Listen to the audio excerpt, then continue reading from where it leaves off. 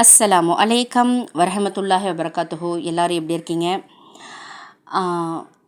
நான் மனாருல் ஹுதா புக்கு படிக்கும்போது அப்போ பலஸ்தீனுக்காக நம்ம என்ன செய்யணும், நம்ம எப்படி துவா செய்யணும் அப்படிங்கிற விஷயத்த எனக்கு புரிஞ்சுது. அதை உங்களோட ஷேர் பண்ணிக்கணும் அப்படிங்கிறதுக்காக தான் இந்த வீடியோ. அல்லாஹ் காபத்துல்லாவை பாதுகாக்கிறேன் அப்படின்னு இதில் நான் படித்தேன். இன்னொரு விஷயம் என்னென்னா, இதில் பைத்துல் முகத்தஸுடைய நீதி வேறு மாதிரி இருக்குது.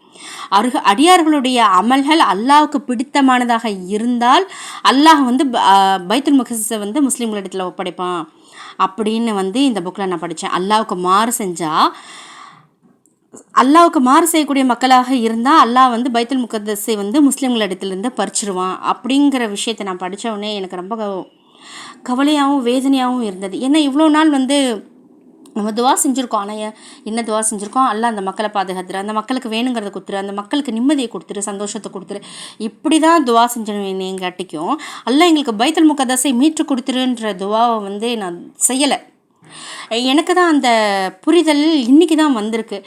இதை படித்து நான் உங்களோட ஷேர் பண்ணிக்கணுங்கிறதுக்காக தான் இந்த வீடியோ. இதை நான் படிக்கிறேன், கவனிங்க. முஃப்தி சாஃபி ரஹமத்துல்லாஹி அவர்கள் மஆரிபுல் குர்ஆனில் கூறுகிறார்கள், கஅபத்துல்லாவை இறைவன் பாதுகாப்பான். அதை பாதுகாக்கும் பொறுப்பை தன்னிடத்தில் வைத்திருக்கின்றான். அதன் உரிமையாளர்கள் பாவத்தில் இணை வைப்பில் மூழ்கியிருந்தாலும் சரி. ஆப்ரஹாம் மக்காவை அழிக்க வந்த பொழுது குறைஷிகள் இணை வைப்பில் பாவத்தில் மூழ்கியிருந்தாலும் கூட அல்லாஹ் கஅபத்துல்லாவை பாதுகாத்தான். ஆனால் பைத்துல் முகத்தஸில் அல்லாஹுடைய நியதி வேறு மாதிரி இருக்கிறது. அடியார்களுடைய அமல்கள் அல்லாஹுக்கு பிடித்தமானதாக இருந்தால் அல்லாஹ் அதை முஸ்லிம்களிடம் ஒப்படைப்பான். அல்லாஹு மாறு செய்யக்கூடிய மக்களாக ஆகிவிட்டால் அல்லாஹ் பைத்துல் முகத்தஸை முஸ்லிம்களிடம் இருந்து பறித்து விடுவான். இதைத்தான் அல்லாஹ் பனி இஸ்ராயில் அத்தியாயத்தில் தெளிவுபடுத்துகின்றான். அல்ஹம்துலில்லா, அல்ஹம்துலில்லா, அல்ஹம்துலில்லா. அல்லாஹ் இடத்துல நிறைய துவா செய்யுங்க. நம்மளுடைய அமல்களை நம்ம சரி செய்யணும். நிறைய துவா செஞ்சு நம்மளுடைய பைத்துல் முகத்தஸை நம்ம மீட்டெடுக்கக்கூடியவங்களாக நம்ம இருக்கணும். அல்லாஹ் நம்மளுடைய துவாக்களை அங்கீகரிக்கக்கூடியதாக நிச்சயமாக அல்லாஹ் நம்மளுடைய துவாவை அங்கீகரிப்பான்.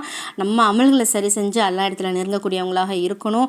சீக்கிரமாக பலஸ்தீனை மீட்டெடுக்கணும் அப்படின்றதில் எல்லாரும் கவனம் செலுத்தி முயற்சி செய்கிறவங்களா நம்ம இருக்கணும். அந்த மக்களுக்காகவும் பலஸ்தீன மக்களை சீக்கிரமாக மீட்டெடுக்கணும். அல்லாஹ் நம்மக்கிட்ட ஒப்படைக்கணும்.